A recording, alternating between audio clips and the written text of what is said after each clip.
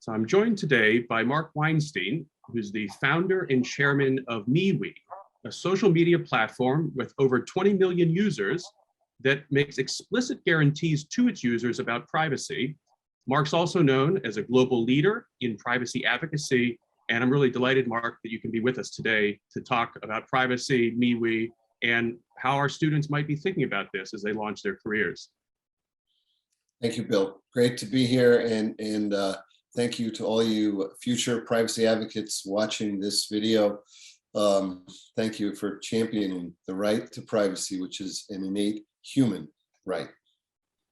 So, Mark, I thought we might get started by you just telling us what inspired you to start MeWe to begin with. My recollection is it's almost a decade ago that you founded this company, around 2012.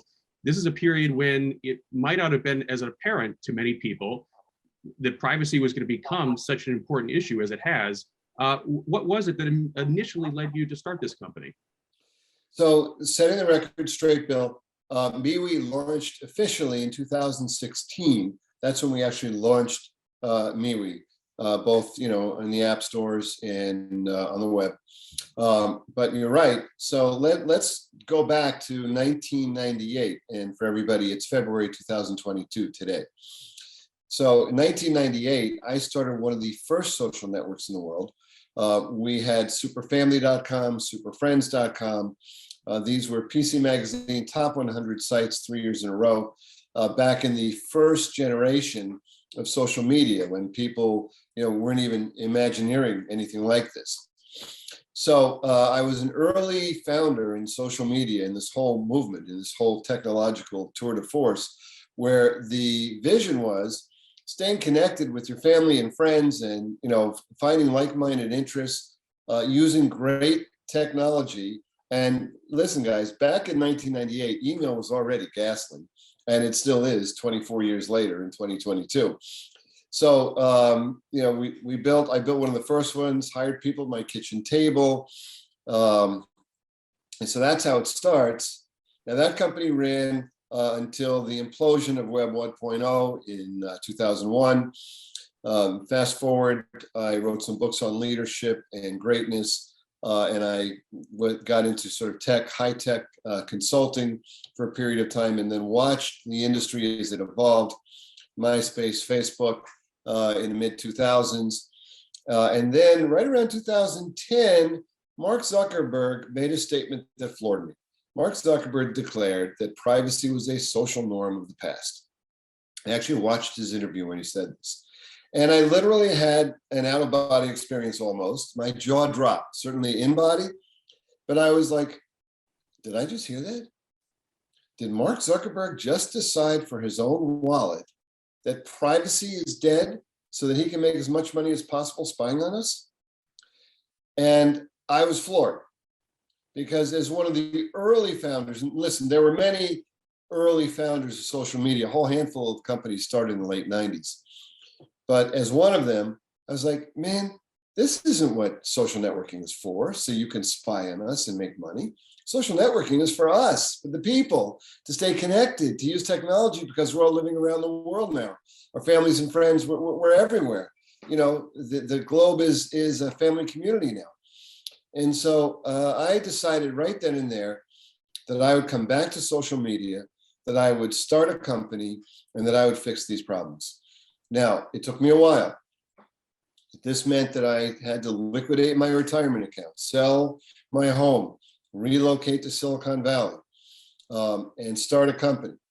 And it took a few years. And in 2012, Fox News decided to interview me as a person, giving an opinion on Facebook's IPO, which was going to happen the next day. So I got on Fox News in 2012, Fox Business, and I said, guys, they got this wrong. Privacy is going to come back. They've screwed this thing up. So now, Bill, to your point, it took a while for the rest of the world to discover that there was a problem. But for me, it was blatantly obvious the moment that Zuckerberg declared privacy was dead. I was like, dude, it's okay for the whole world to know about your politics, your religious views, your political views, your health views, your sexuality views, everything about you. Are you crazy? the world is not a safe place. What are you smoking? So, I mean, really infuriating. Anyway, so moved to Silicon Valley and started a beta project called the Scruples Beta Project.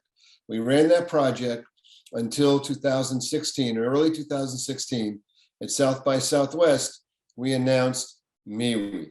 And at the South by Southwest, we won a lovely award for Startup of the Year finalists for Innovative World Technology. Now, as a footnote there, already by that time, in fact, 2 years prior, the inventor of the World Wide Web, Sir Tim Berners-Lee, and other notable thought leaders had joined what I now call the MeWe movement. And Sir Tim was and remains today an advisor to our company. Now, you've spoken on this larger issue of surveillance capitalism.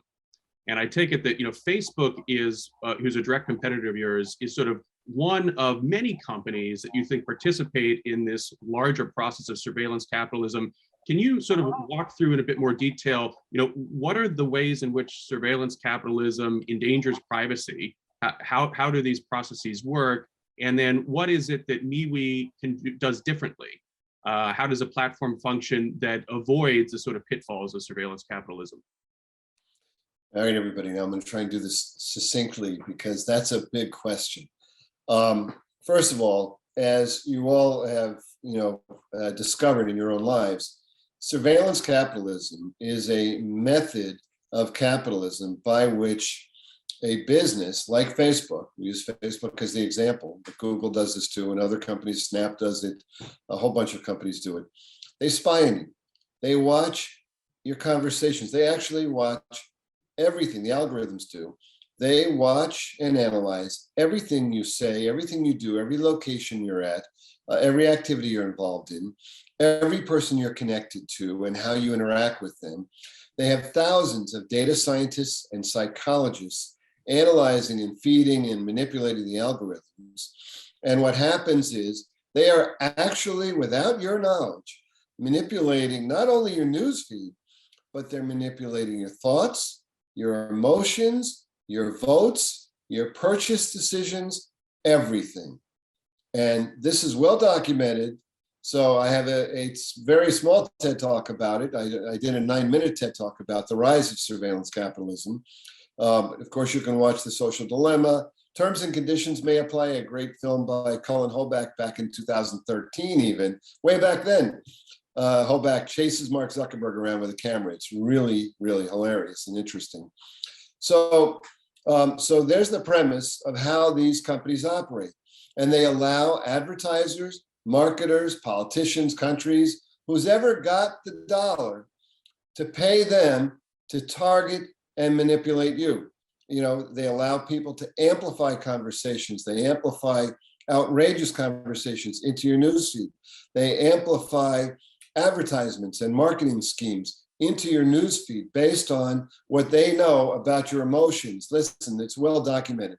They targeted suicidal teens. They've done terrible, terrible things because all they care about is the dollar.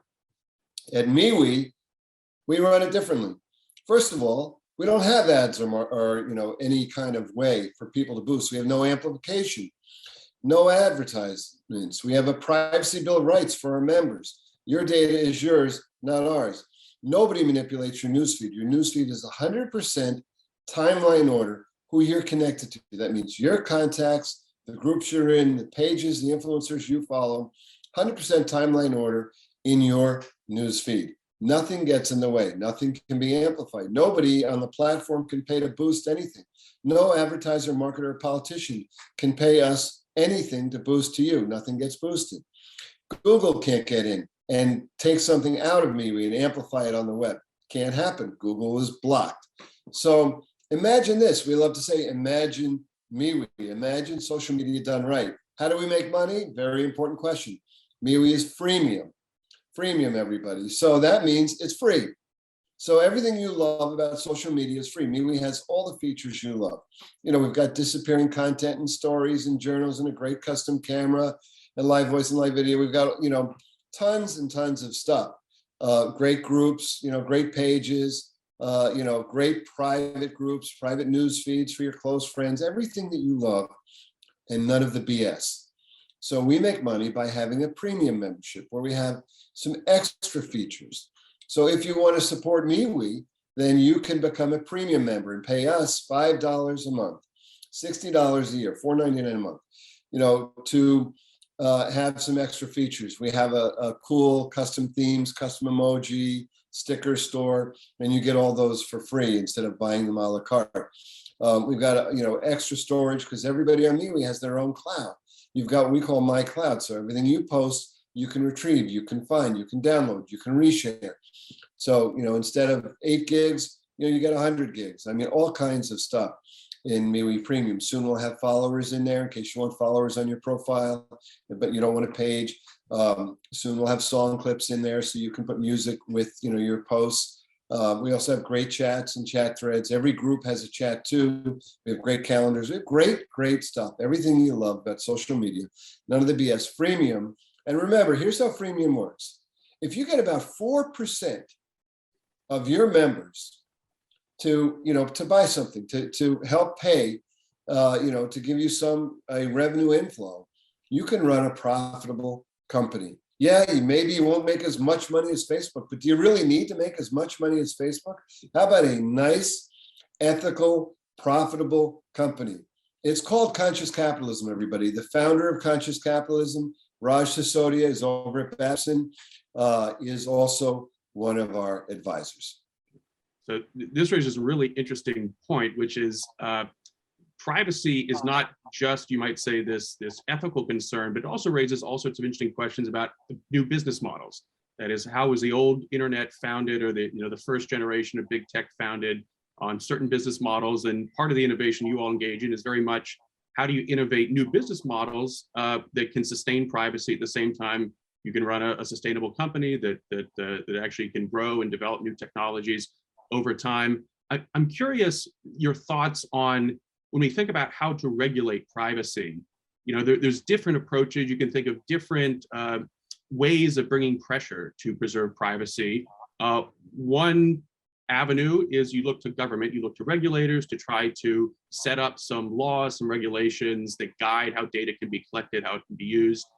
Another avenue is that you through competition, develop alternatives that are more attractive to people that have privacy protections in there. And I don't know that these could be complementary. They don't have to be exclusionary. The regulatory approach, the competition approach don't necessarily need to be in tension. I'm curious if you're more optimistic that competition, market competition, innovation is what's ultimately going to protect privacy, or are there key areas where you think regulators really need to step up and do something new to develop an ecosystem where privacy is better protected? Okay, Bill, this is a big one. And thank you for asking big questions every step of the way here. First of all, on October 2nd, 2021, which would be about 4 months ago, I had an op-ed in the Wall Street Journal where I said, I've changed my mind. Facebook is a monopoly.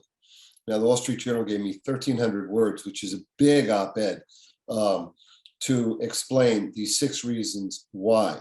I won't go into all those in detail, but I will say that in 2019, I had written an op-ed in the Wall Street Journal saying that I compete with Facebook. They're not a monopoly. Now, here just fundamentally, what's changed is Facebook has, first of all, has half the world on it now, half the world.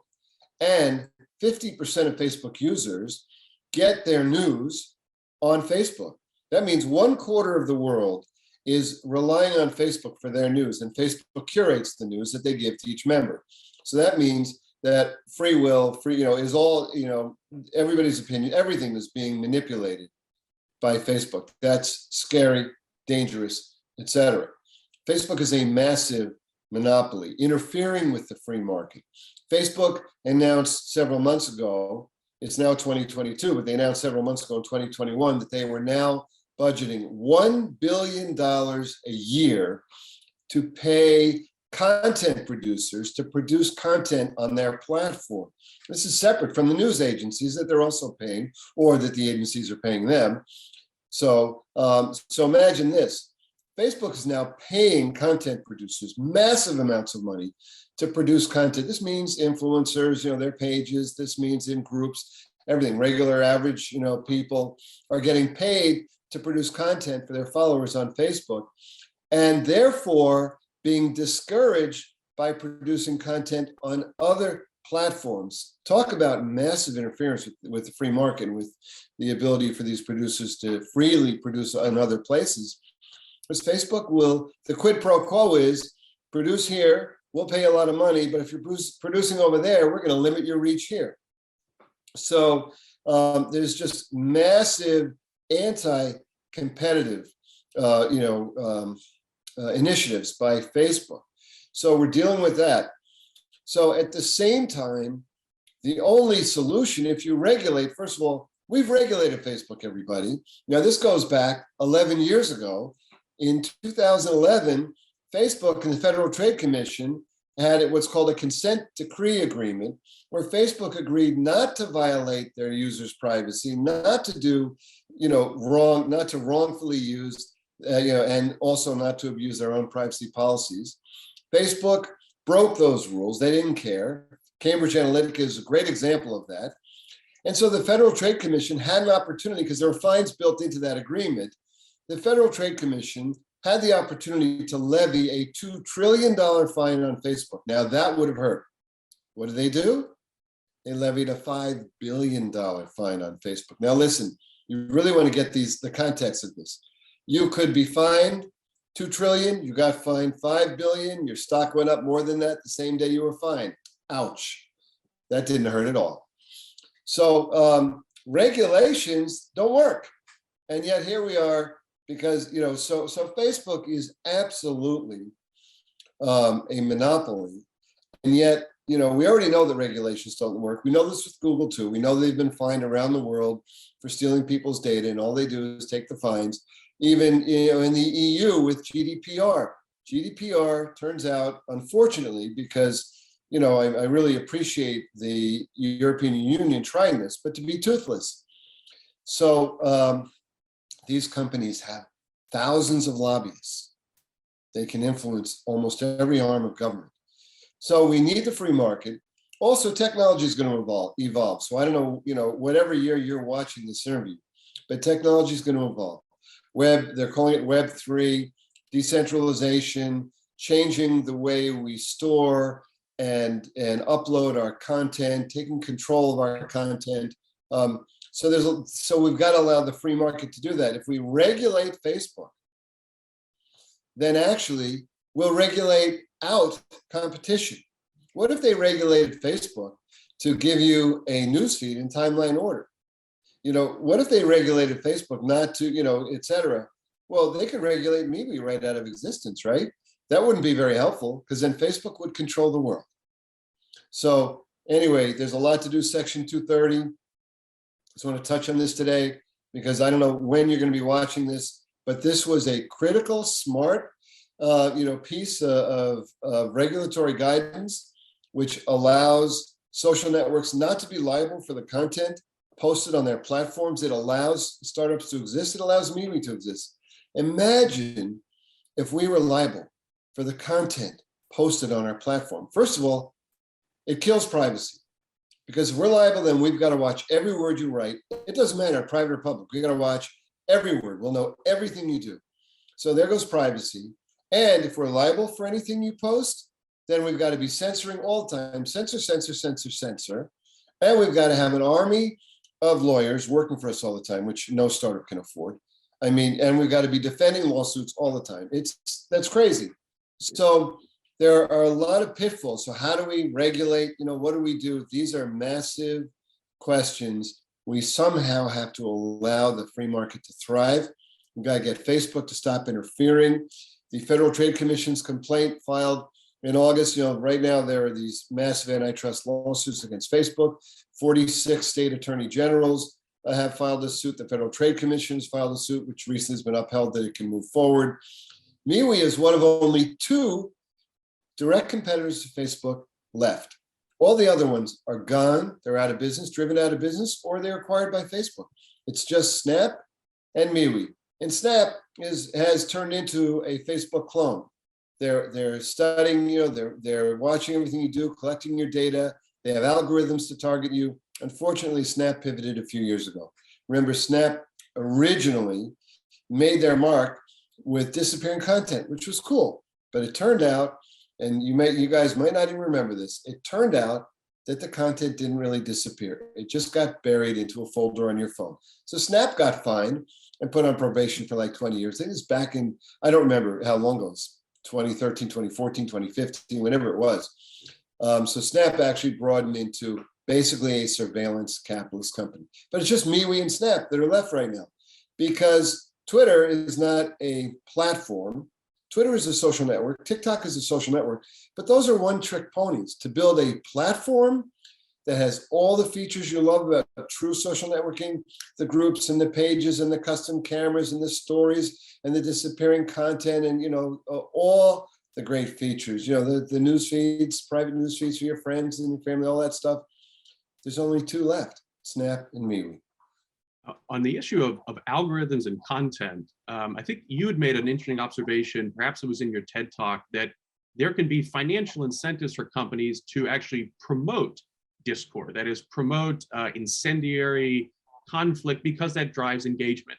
So you might have this sort of perverse economic motive for trying to actually manipulate news in such a way that it makes people more polarized, makes them more distrustful, and that sort of thing. And I can see the virtues of having a platform that lays out sort of the feed without that sort of manipulation. One of the challenges platforms are also facing today is not so much an economic one, but calls from different interest groups to censor content, to take down content that they find disagreeable, that isn't amenable to their own view, their own advocacy.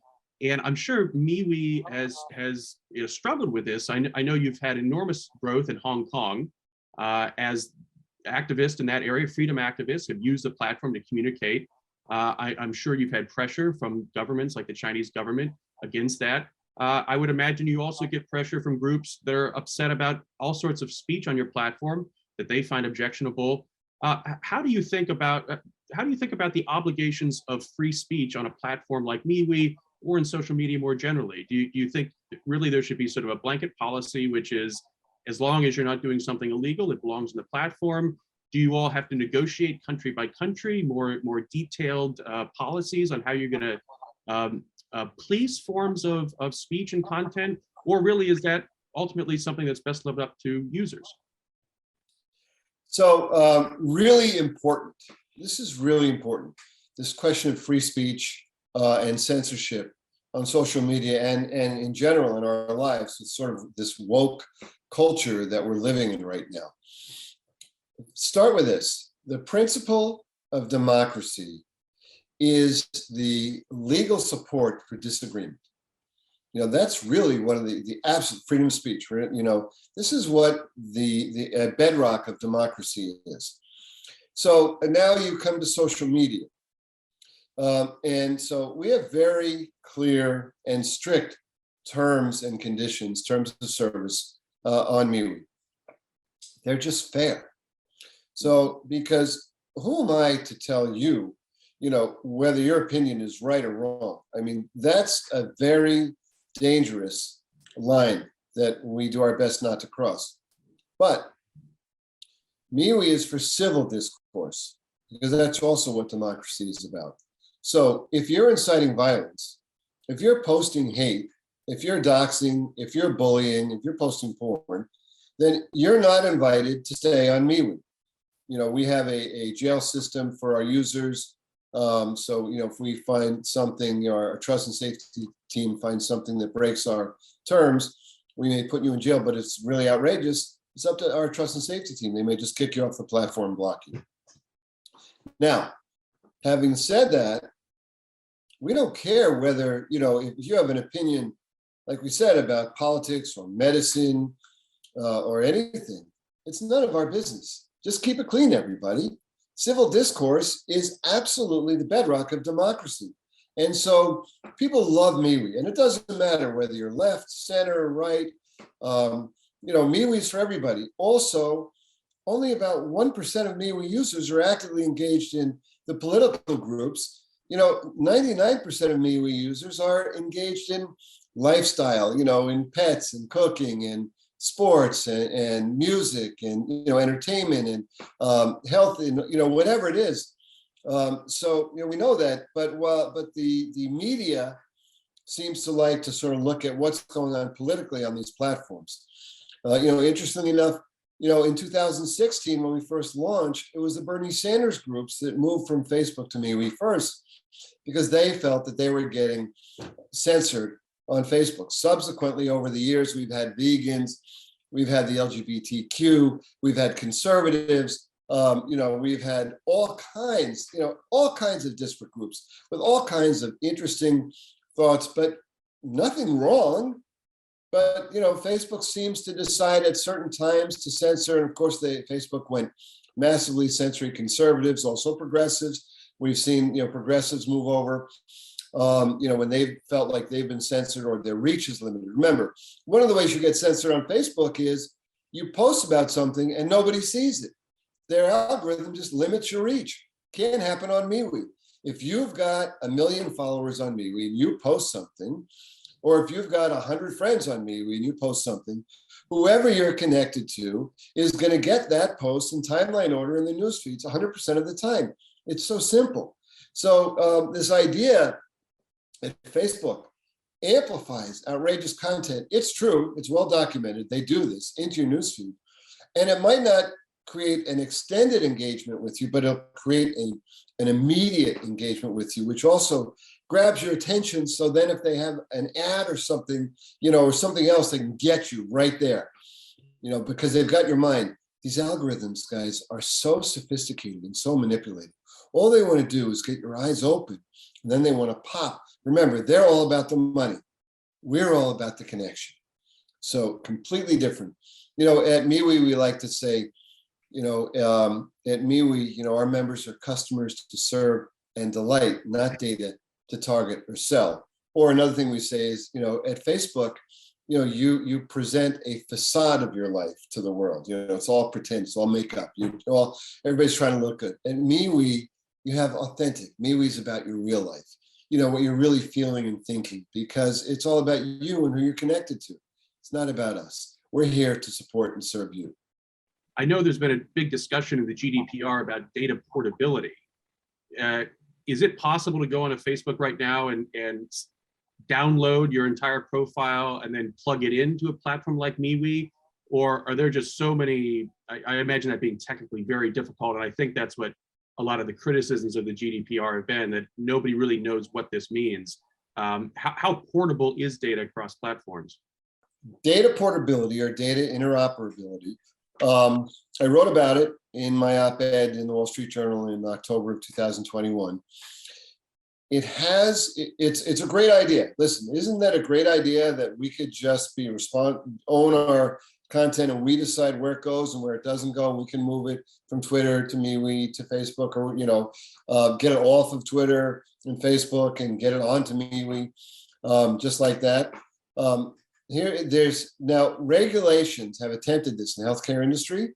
Data portability hasn't worked very well because the large healthcare institutions have fought it tooth and nail and made it really hard.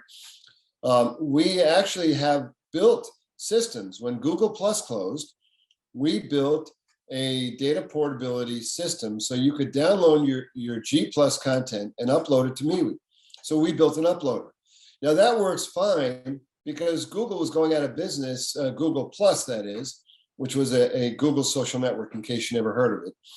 And that worked fine because Google didn't mess with it. So, we were able to study the format of how that download worked of their content. And then we were able then to create a system to upload it and parse it into your MeWe account. We can't do that with Facebook. Facebook's download. You can download your content on Facebook, but it's a mess. It's purposely designed so it's not portable. It's impossible to upload it. And if we built an uploader and we cracked the code, then their engineers would just change it the next day. So we'd have to rebuild it all over again because Facebook doesn't want data portability. So the idea that it would be regulated is lovely in principle. the only way this is really going to work is with decentralization. So where and regulations can't regulate, a decentralized way to store your data. So in theory, it's a great idea. In application, it's not likely to work for a decade or more, even if it got regulated, because the big guys would, first of all, they would drag it out in court for years and years and years and contest the law, and then ultimately they would make it impossible to do anyhow. So yes, data portability is great. The free market's going to take care of that. It's going to be Web 3.0. It's going to be decentralization, where we break the back of surveillance capitalism. We get back to pure capitalism. By the way, I'm a capitalist. I love capitalism. And remember, the principle of capitalism is providing a service or a product to people that's valuable, that they can love and improves or enhances their lives in some way. And then, they compensate you for that. So, it's a very lovely system done properly. We will do it, and we do it properly. I'm curious, in conclusion, are there any pieces of advice you'd have for young entrepreneurs, young analysts, people in the data science area, people who are into digital technologies, thinking about, building the future of the internet? I know a lot of work goes into building a company like this, and creating new tech, developing new tech is extremely labor intensive. Anything that surprised you about the process that you think is useful for our students to know as they go out and think about how do you develop technologies at the same time that you're mindful of privacy? First of all, everybody, if you really believe in an idea you have, then stick with it. Because it's always, being an entrepreneur is a tough road. And if there's some ethical perspective baked into it, for me, I was one of the early founders of social media. Why? It wasn't about privacy. It was like, wow, this new technology is cool, and we can stay connected in massively great ways and share our lives together wherever we are around the world. Our family and our friends, we connect to like-minded people. And it just made sense to me. So I can't code, everybody. I am not an engineer. And now over the years, I purposely have never taken any coding courses, because I wanted the engineers to make those decisions on the code. I would be sort of the visionary, leading from that perspective, and hopefully, making good hires and building the right ethical foundation for a great company. So, the key is, it's not easy. And especially, and Bill, we haven't talked about it, but MeWe has approximately 20 million registered users today, and very good site activity. But we really should have probably 500 million users at this point. Facebook has interfered with us. Facebook mutes conversations about MeWe on their platform. This is well documented, and it's rather outrageous. So, and you've really got to be tough. So anyway, you've just, if you really believe in something, stick with it, and just, keep going until you wake up one day. And if you say it can't go on, then it's game over. But remember, there's only one way to win. It's got to be in the game. And if you're really doing something that you feel has a larger purpose than you, which for us, remember, the inventor of the World Wide Web, Sir Tim Berners-Lee, is one of our advisors. The co-founder of the worldwide movement called Conscious Capitalism, is one of our advisors. This is bigger than me. This is about all of us together. And this is about our children. This is about future generations. This is about what direction is the world going to go in now that it's possible to spy on all of us all the time. So we've got to manage and take it back and make sure that the future is done properly for what democracy, for what this great republic called the United States was built to support. Mark, thank you so much. I couldn't have asked for a better guide to the sort of concerns in this landscape, and also for a more inspiring, entrepreneur who's taken leadership in this area. So thank you for your time with us today and all your insights. And we wish you and MeWe the best as you continue to grow around the globe.